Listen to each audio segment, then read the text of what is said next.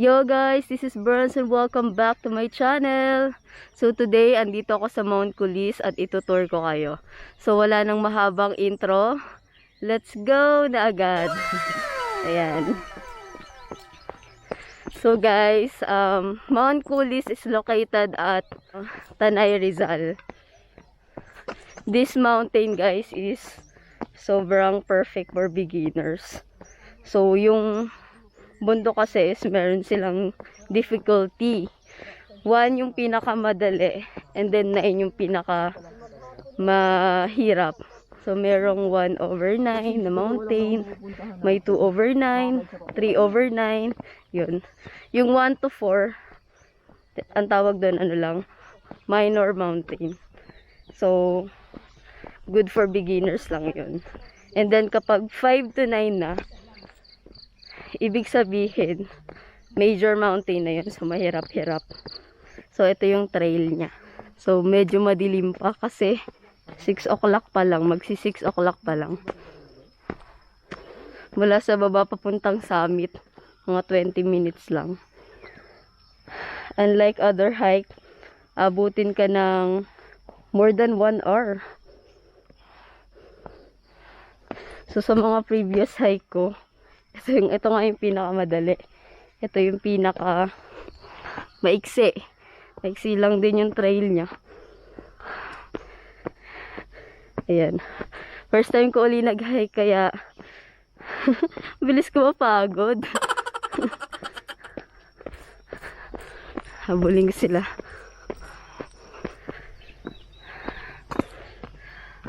Yan. Nakakamiss yung sound of nature. Diba? Napaka ano lang nature. Napaka makatanggal stress ganun. Marinig mo yung mga ibon, kaluskos ng grass, diba? Yan.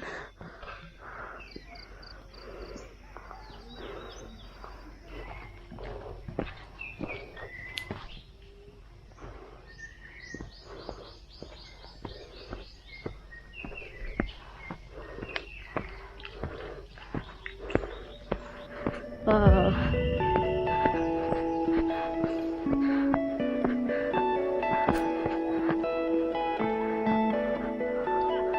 There you go.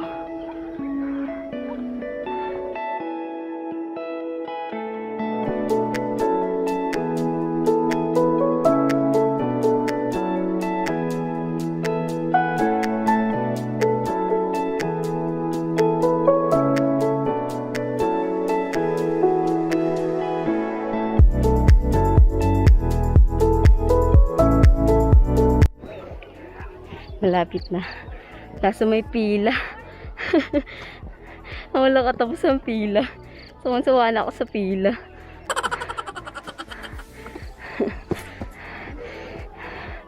May pila kasi picture taking sa summit. Ayun. There. Yan. We're here. Ayan. Not sure kung kita. Pero kung nakikita nyo yung yun na yung summit. So, dito yung end nung last line. Pipila kami din. Pakita ko na lang sa inyo later.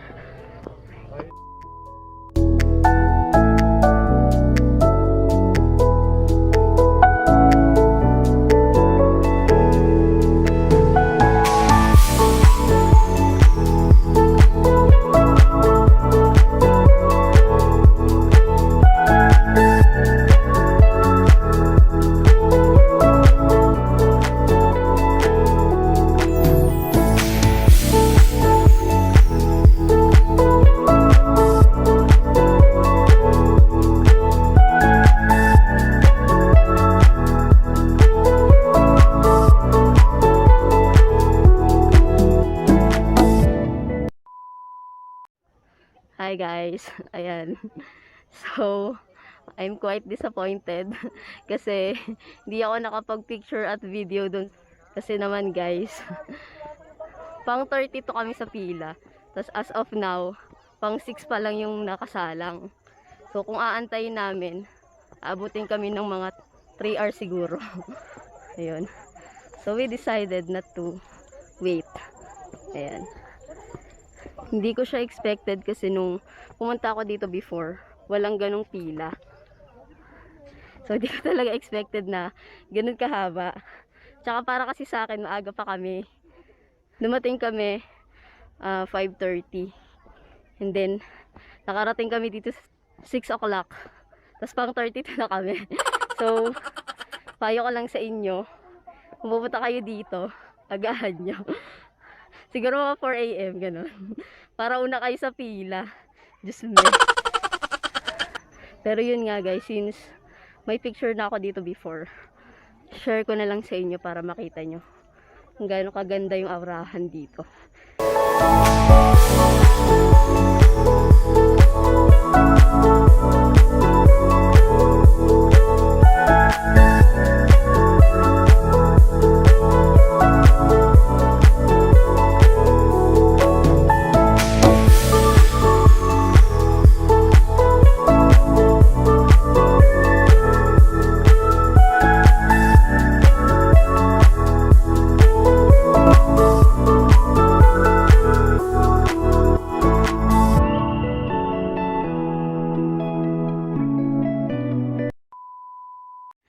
So may dalawang spot kasi to. Noah's Ark, yon yung kanina. Tsaka yung Sambong Peak. So papunta kami ngayon sa Sambong Peak. Hindi ko sure kung ganong scenario, pero mukhang ganun din. Ganun din yung mangyayari. Pero again, since galing na ako dito, meron akong picture. If ever na ganun din kahaba yung pila, siguro bibidyohan ko na lang para makita nyo. Tapos i-share ko na lang yung pictures ko before. Yarn. May itinerary kasi kami, so bukod dito, may pupuntahan pa kaming iba. So kung mag-aantay kami, masisira yung nakaplat naming gala na maghapon. Kaya hindi na namin naantay. Ayun. So, arat na sa Sambong Peak.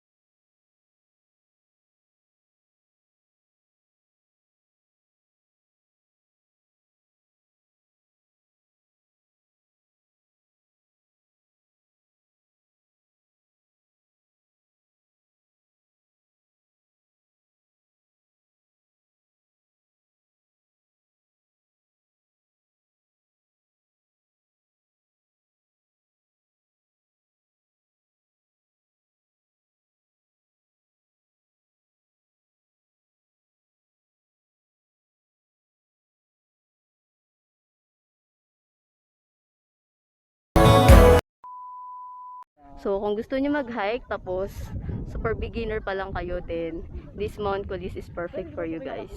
Sobrang madali lang siya. Nakakapagod lang kasi syempre this pandemic, hindi naman tayo lumalabas, 'di ba? So, pag nabigla yung katawan mo na lumabas, nakakapagod talaga. Kaya hingal na hingal ako. Pero kung tutuusin, madali lang talaga siya. Madali lang. Mabilis lang ako mapagod ngayon kasi gawa nga ng walang batak sa climb. Walang run, walang exercise, walang kahit na ano kasi team bahay. Yarn.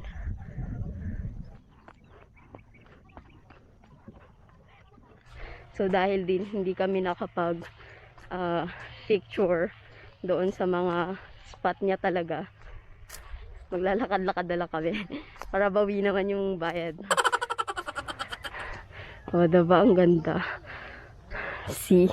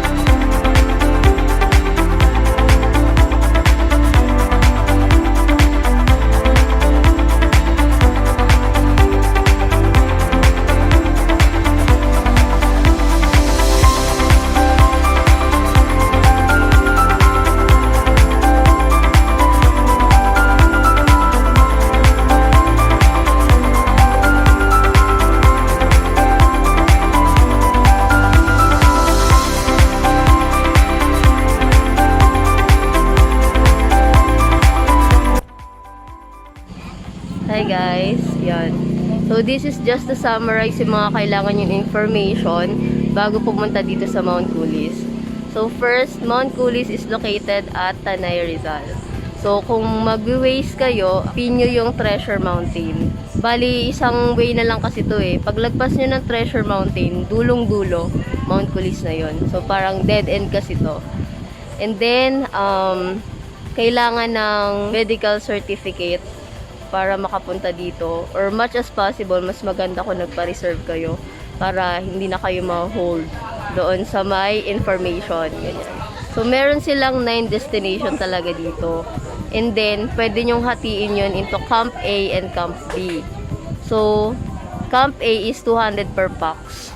So ayan yung mga kasama niya, ayan yung mga pupuntahan sa Camp A, and then sa Camp B 200 din per pax. So ayan naman siya. Ngayon, pwede kayo mag-all-in, 300. So, lahat ng 9 destination pwede nyo puntahan.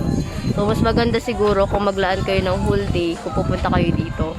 Kami kasi, half day lang talaga kasi meron pa kaming ibang pupuntahan. Kaya yung mga other destination, hindi na kami nagpicture. So, tiningnan na lang namin, tas finidya namin, ganun. So, okay lang naman kasi ang habol naman namin dito talaga is yung refreshing view. So far satisfied naman kami doon. And goods naman kami doon. Ayun. As for the difficulty ng trek, ano talaga siya, 2/9. Good pa rin naman for beginners. So, kung gusto nyo puntahan, kaya-kaya nyo to. Ayan. Maganda kasi maraming mga destination, maraming aurahan, ganun. So, good siya. So, yun lang guys. Kung may na-missed out ako, just ask question in the comment section. So, sasagutin ko na lang sa abot ng aking makakaya. So, that's it for today. Thank you so much for watching and see you on my next vlog. Bye!